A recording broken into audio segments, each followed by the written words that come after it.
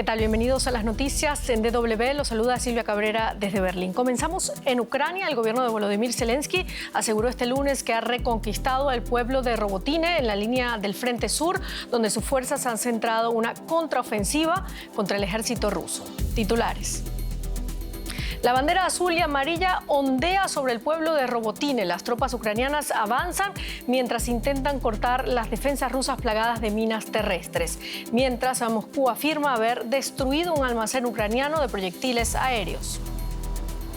La Fiscalía de España abre una investigación contra el presidente de la Federación de Fútbol, Luis Rubiales, por agresión sexual, mientras los mandatarios de las federaciones territoriales pidieron por unanimidad su dimisión inmediata por el beso a la jugadora Jenny Hermoso. Joe Biden y Kamala Harris se reunieron este lunes con la familia del reverendo Martin Luther King Jr. para conmemorar el 60 aniversario de la histórica marcha en Washington, una de las manifestaciones más significativas de Estados Unidos y un hito en la lucha por la justicia racial.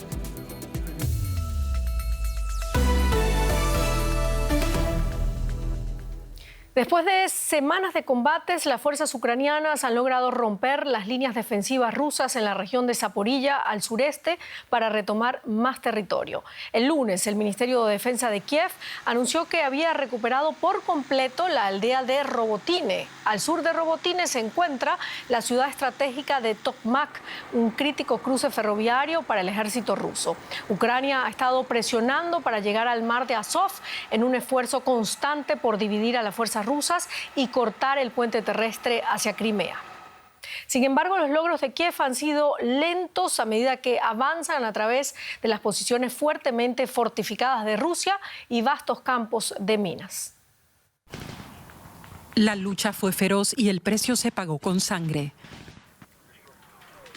Este video supuestamente muestra a las fuerzas especiales ucranianas combatiendo a las afueras de la aldea de Robotine. Tenemos un herido. Uno de los soldados pisó una mina mientras lo evacuaban. Su vehículo fue atacado por un dron kamikaze.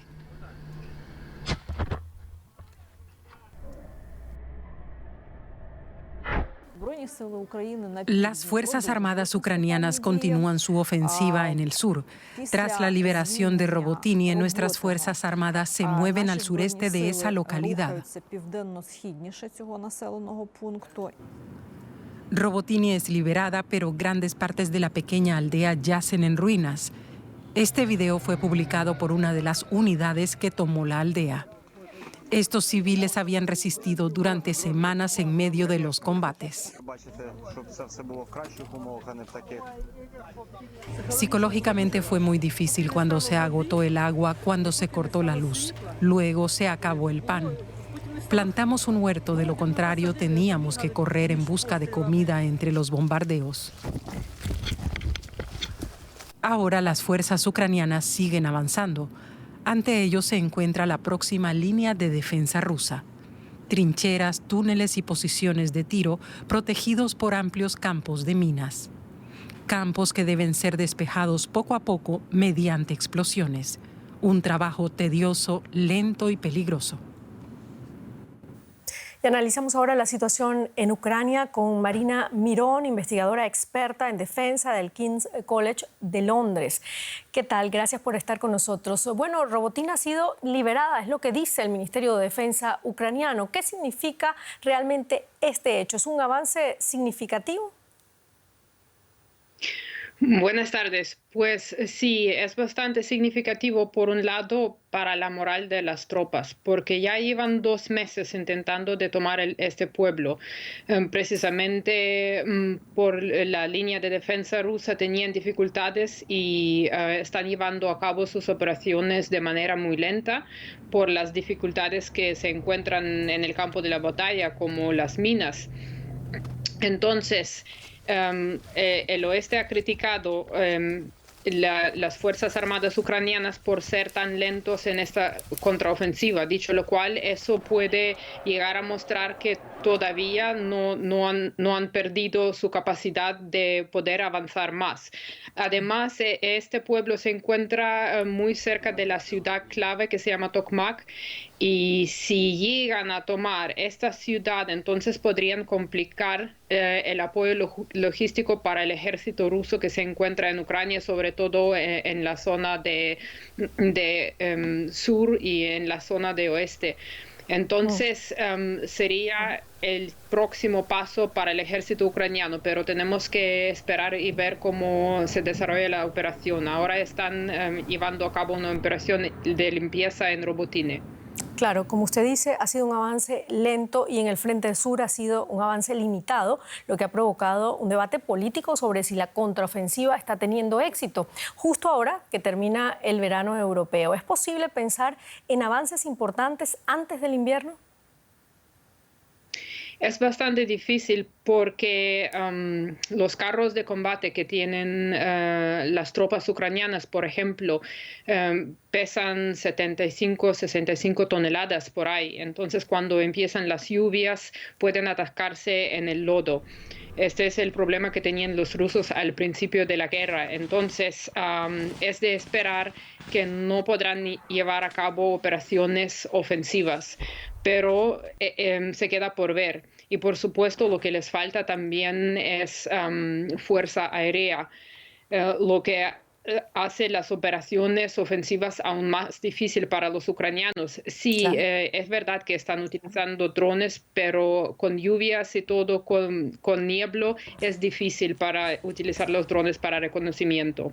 Claro, bueno, lo cierto es que Ucrania dice que ha ido reconquistando territorio. ¿Es posible que cuanto más pierda Rusia el control de los territorios ocupados, más rápidamente decaiga el apoyo al gobierno de Putin? No lo creo, porque los rusos también están llevando a cabo operaciones psicológicas para que la población apoye a la guerra, y lo están haciendo bastante bien. Eso por un lado, y por otro lado también tenemos que tener en cuenta que el campo de batalla consiste en más lugares que Zaporizhia. Ahora estamos hablando de Zaporizhia, pero los rusos están avanzando en el norte, en la zona de Kharkiv, en Kupiansk precisamente. Entonces, deberíamos esperar cómo se desarrolla la cosa, pero es muy poco probable que Putin va a perder apoyo. Interesante lo que nos cuenta. Muchísimas gracias, Marina Mirón, investigadora experta en defensa del King's College de Londres. Muchas gracias. Bueno, y vamos ahora con otros temas. En España, los presidentes de las federaciones de fútbol pidieron por unanimidad la dimisión inmediata de Luis Rubiales. El presidente de la Real Federación Española de Fútbol besó en la boca a la jugadora española Jenny Hermoso tras la victoria de la selección femenina. En el Mundial, la Fiscalía abrió una investigación para determinar si su actuación constituye un delito de agresión sexual, y en Madrid cientos de personas se manifestaron este lunes en contra de Rubiales al grito de "no es un pico, es una agresión". Pancartas en solidaridad con Jenny Hermoso. En España y en el resto del mundo, el apoyo a la futbolista española es unánime. Los jugadores de la Primera División española mostraron su apoyo en la última jornada de Liga, vistiendo camisetas con el hashtag "Se acabó". Quiero dar mi apoyo total e incondicional a Jenny y a las otras jugadoras del equipo femenino por lo que están viviendo en estos momentos.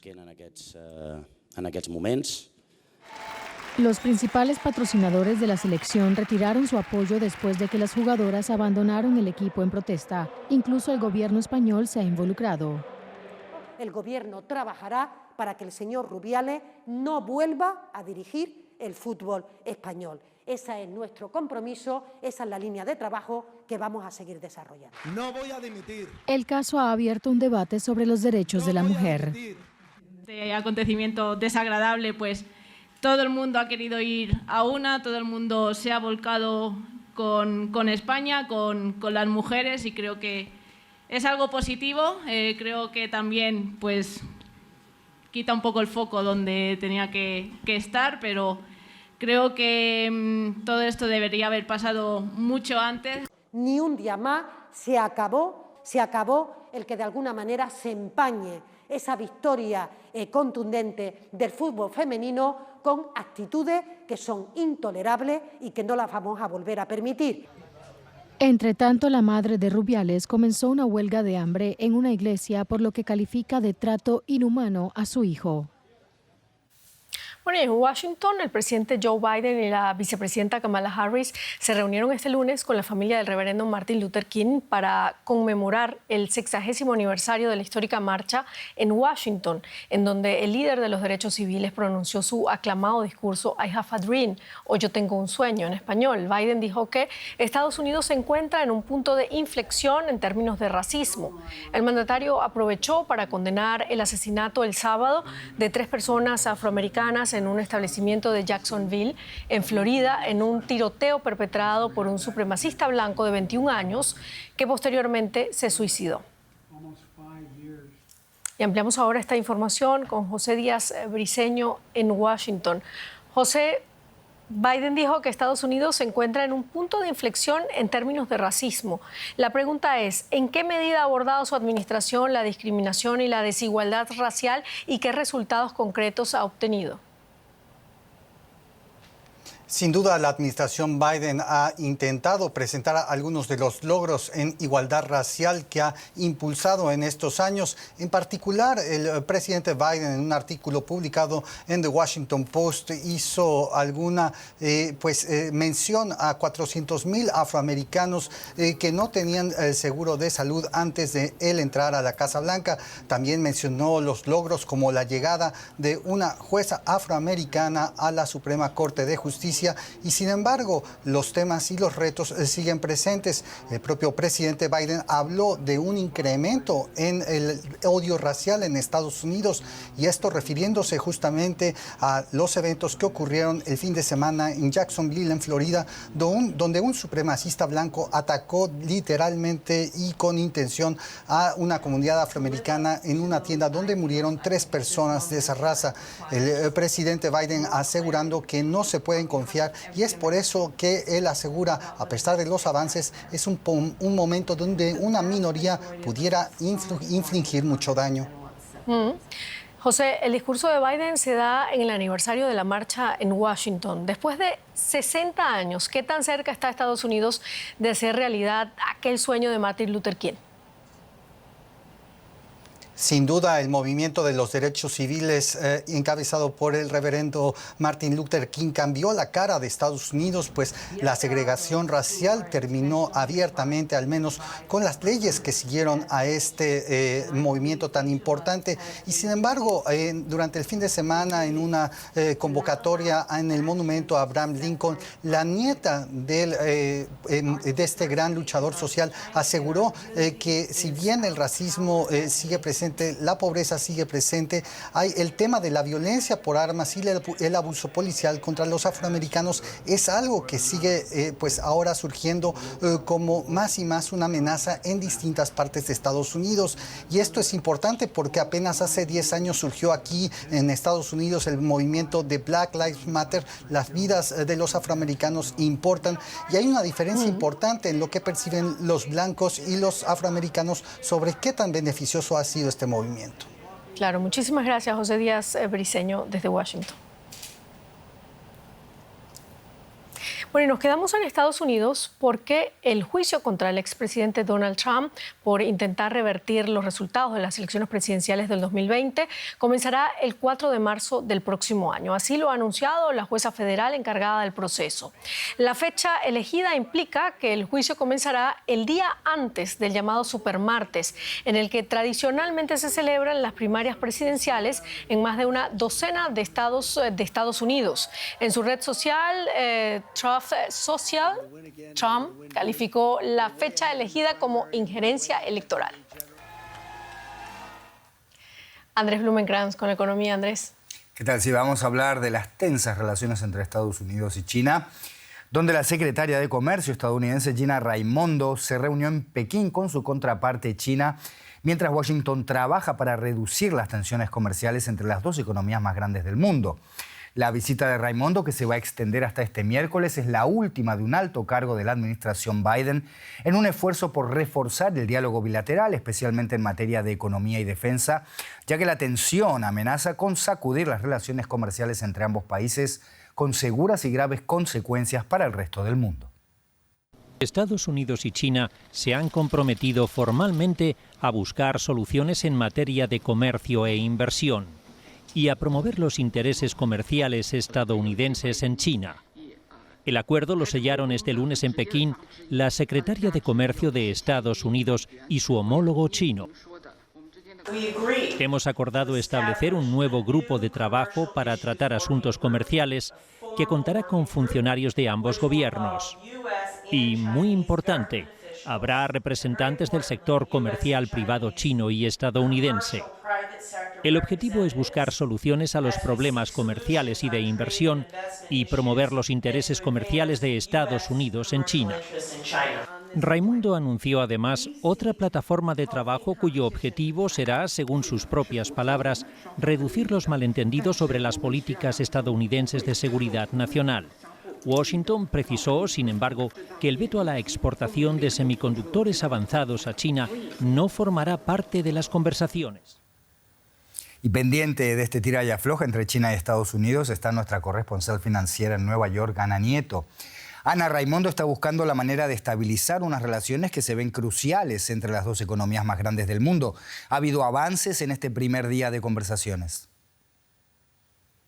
Algo ha habido. La secretaria de Comercio se ha reunido con su homólogo para mejorar quizá no la situación, pero sí avanzar en la comunicación como un primer paso. Raimondo iba a Beijing con el objetivo de asegurar una relación económica estable, con un mejor entendimiento de lo que se considera lo que es la protección de los intereses de la seguridad nacional estadounidense, algo en lo que Estados Unidos no va a dar un paso atrás ni siquiera en su relación con China. Y por eso se han establecido unos límites a la venta y a la inversión de ciertas tecnologías avanzadas, sobre todo en cuestiones de semiconductores. En este sentido, se han acordado la creación del Grupo Consultivo de Trabajo para buscar soluciones de comercio e inversión, que se reunirá por primera vez el año que viene en Estados Unidos. Y también se ha acordado un mayor intercambio de información sobre control de exportaciones para evitar malos entendidos, para clarificar más las prioridades de Estados Unidos con respecto a su trabajo en China. Raimondo busca estabilidad a pesar de las restricciones y ha defendido que se ponga un muro muy alto sobre un territorio muy pequeño, que es la seguridad nacional de Estados Unidos, y eso es algo que no implica que se quiera coartar o de ninguna manera disminuir el crecimiento de China. Este viaje, Ana, coincide en un momento complicado para la economía china. ¿Cómo se ve esto desde Estados Unidos, que necesita que a China le vaya bien, aunque no demasiado bien?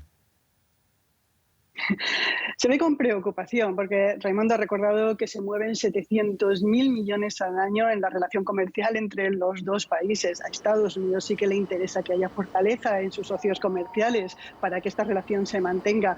Además, desde Estados Unidos, aunque desde Estados Unidos se está diversificando la cadena de proveedores que está perjudicando a China, la desaceleración está preocupando al gobierno y a los economistas, sobre todo por el impacto en el resto del mundo. Hay que recordar que el Fondo Monetario Internacional dijo que la mitad del crecimiento global iba a venir por parte de China e India este año, y este cálculo va a tener que reformularse porque ya se están registrando problemas, por ejemplo, con exportaciones por parte de Japón a China, y también Corea del Sur y Tailandia están revisando su crecimiento debido a esta situación con su vecino chino. Los inversores globales están retirando su dinero de los mercados tanto de China como del sureste asiático, y sobre todo Estados Unidos ha puesto énfasis en una cosa: quieren que haya más transparencia con los datos económicos. Recientemente China dejó de publicar los datos sobre el desempleo juvenil, algo que está ampliando la preocupación de qué es lo que está pasando realmente en la economía china. La gran esperanza china se desvanece por ahora. Ana Nieto en Nueva York, gracias. Hasta cualquier momento. Gracias. Silvia Cabrera nos trae más información. Vamos directamente a Francia, que arrancó el curso escolar con polémica. El gobierno va a prohibir las abayas o túnicas amplias que cubren el cuerpo de las mujeres propias de los países musulmanes en las escuelas públicas. El gobierno afirma que es un vestido de identificación religioso y viola el principio de laicidad del Estado galo. La próxima semana comienza el curso escolar en Francia. Pero este tipo de atuendos, conocidos como abayas, no volverán a las aulas. El nuevo ministro de Educación ha prohibido estas túnicas amplias que cubren de la cabeza a los pies para frenar lo que denomina un aumento de los ataques al laicismo. La abaya no tiene cabida en nuestras escuelas, tampoco los símbolos religiosos. Se trata de cumplir nuestros principios fundamentales de laicismo y neutralidad. Francia prohíbe ya la simbología religiosa en las escuelas, incluidas cruces, kipas judías y pañuelos islámicos. Pero muchos se preguntan si la abaya tiene carácter religioso. Aunque se trata de una prenda holgada muy popular entre algunas mujeres y niñas musulmanas, existen atuendos similares en diversas culturas y credos. La prohibición ha dividido a la opinión pública. Una abaya es solo un vestido para el calor. La gente quiere convertirla en una prenda religiosa, pero no lo es. Laicismo significa no exhibir signos religiosos en los lugares de enseñanza ni en la administración. Es un vestido largo bastante holgado, de manga larga, pero es ropa normal. No tiene simbología religiosa. Los críticos sostienen que la prohibición estigmatiza a los musulmanes y que la cuestión se ha sobredimensionado. Es una idea racista, xenófoba, antimusulmana e islamófoba que pretende estigmatizar sobre todo a las jóvenes y va a crear muchas dificultades. Enfrenta a las escuelas a una decisión imposible. ¿Qué es una abaya y qué es un vestido largo? El Ministerio de Educación aún no ha emitido directrices escritas sobre la prohibición y es probable que se produzca un recurso judicial. Y vamos ahora con un resumen de otras noticias importantes del día. El presidente francés ha afirmado que el embajador galo permanecerá en Níger a pesar de los riesgos. La Junta Militar había puesto plazo a Francia hasta el domingo para que retirara a su personal. Se han realizado protestas contra Francia en la capital, Niamey. Según medios locales, se ha suspendido el suministro de energía y agua a la embajada. 5 personas murieron en 2 naufragios frente a las islas griegas de Samos y Lesbos. Las víctimas son una mujer y 4 menores, entre ellos una niña de 11 meses. 55 personas fueron rescatadas en las 2 operaciones. ONGs denuncian inacción de las autoridades y aseguran que habían alertado un día antes de la presencia de las embarcaciones. Y en México, este lunes comienza la encuesta nacional para definir la candidatura del oficialista Morena de cara a las elecciones del 2024. Las corcholatas, como se conoce popularmente a los aspirantes de Morena, tuvieron 70 días de campaña para buscar simpatías en todo el país. Quien gane la encuesta recibirá del presidente Andrés Manuel López Obrador el mando de su movimiento político. La ex jefa de gobierno de Ciudad de México, Claudia Sheinbaum, es, según los últimos sondeos, la que mejor posibilidades tiene en la contienda por la nominación por delante del exsecretario de Relaciones Exteriores, Marcelo Ebrard. El abanderado de Morena para las próximas elecciones será elegido esta semana en una votación interna del partido. Los resultados se darán a conocer el 6 de septiembre. Y en Chile, hasta hoy sigue habiendo 1.159 personas desaparecidas durante la dictadura de Augusto Pinochet que aún son buscadas por sus seres queridos. Otras familias buscan también a sus bebés robados. Es lo que sucedió con Jimmy Lipper Tiden, apartado de su madre al nacer y entregado en adopción en Estados Unidos. A su madre le dijeron que su bebé había muerto tras el parto. Ahora, después de 42 años, ambos pudieron abrazarse por primera vez tras conocer la verdad.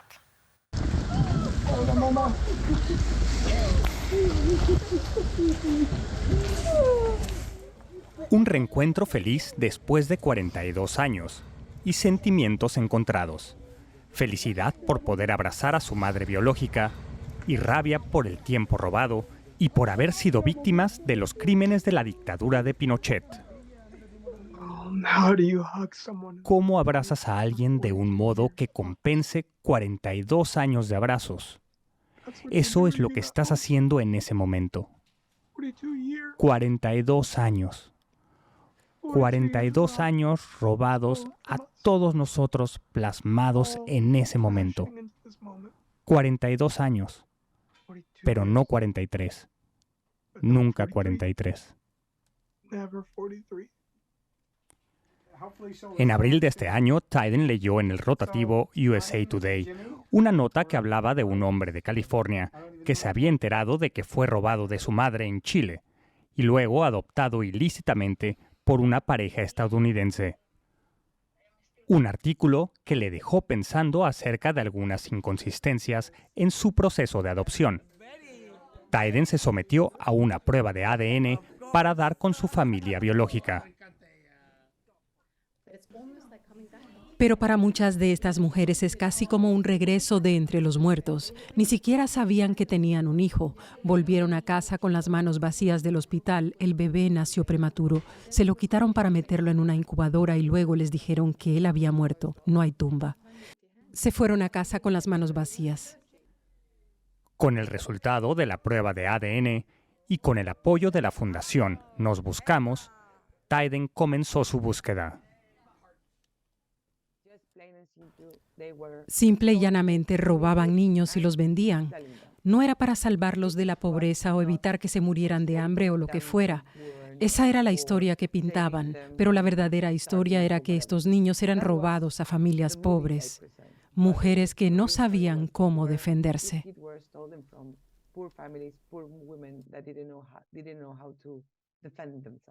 Lippert, abogado y veterano del ejército estadounidense, creció en Virginia. Sabía que era adoptado y nacido en Chile, pero no que había sido secuestrado. Soy capaz de desarmar 42 años de mentiras. Y soy capaz de conocer a mi madre, y a mis hermanos, y a mi hermana, y la vida que nunca he conocido. Y tengo la oportunidad de llevar a mis hijas a un país que forma parte de lo que ellas son, y de que aprecien esta cultura que yo nunca llegué a conocer. Eso es emocionante. Es alegría. Según la justicia chilena, hay al menos 8,000 bebés robados en dictadura. Miles de historias como la de Jimmy. Y con esto terminamos nuestro informativo. Muchísimas gracias por habernos acompañado. Hasta luego.